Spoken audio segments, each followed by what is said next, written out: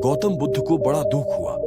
उन्होंने लोगों से कहा कि बहुत से लोग अन्न और वस्त्र के लिए तरस रहे हैं। उनकी सहायता करना हर मनुष्य का धर्म है। आप लोगों से जो कुछ बने वह दान करें। बुद्ध का उपदेश सुनकर चले गए। एक गरीब व्यक्ति बैठा ही रहा। उसने सोचा कि मेरे पास तो ये वस्त्र है, अगर मैं इन्हें उतार कर दे दूंगा तो नंगा हो जाऊंगा।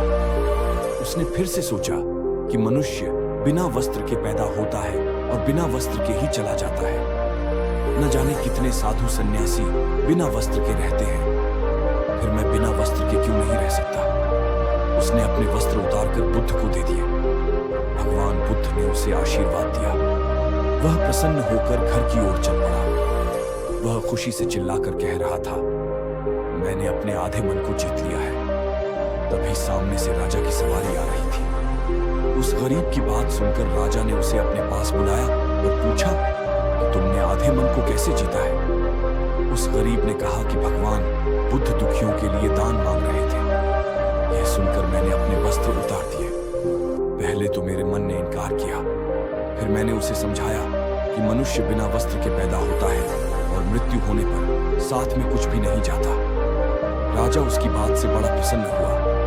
उसने मोतियों का हार और कीमती वस्त्र उसे दिए।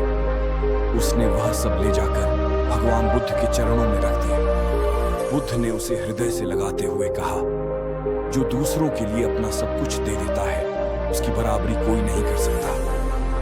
महाभारत में बताया गया है कि भीष्म पितामह को इच्छा मृत्यु का वरदान प्राप्त था, अर्थात वे स्वयं जब तक मृत्यु का आह्वान न करें काल उनके पास भी नहीं भटक सकता था।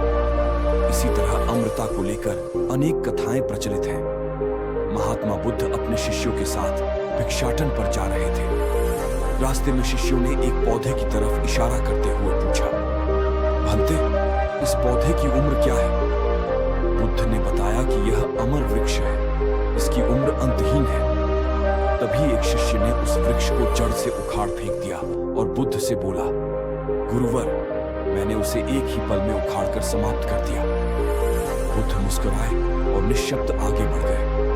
महीनों बाद जब चातुर्मास बिताकर वे उसी रास्ते से लौटे तो सभी ने उस पौधे को वापस हरा भरा देखा। वृक्ष को उखाड़ने वाले शिष्य ने पूछा, तथागत, आपको इस पौधे की अनश्वरता का कैसे पता चला? बुद्ध ने उत्तर दिया, मैं इस नन्हे से पौधे की अनंत जिजीविषा को जानता था। यह जीवन और अमृता की पहली शर्त है। जिसमें यह भावना है वही जीवन को दीर्घ बना सकता है।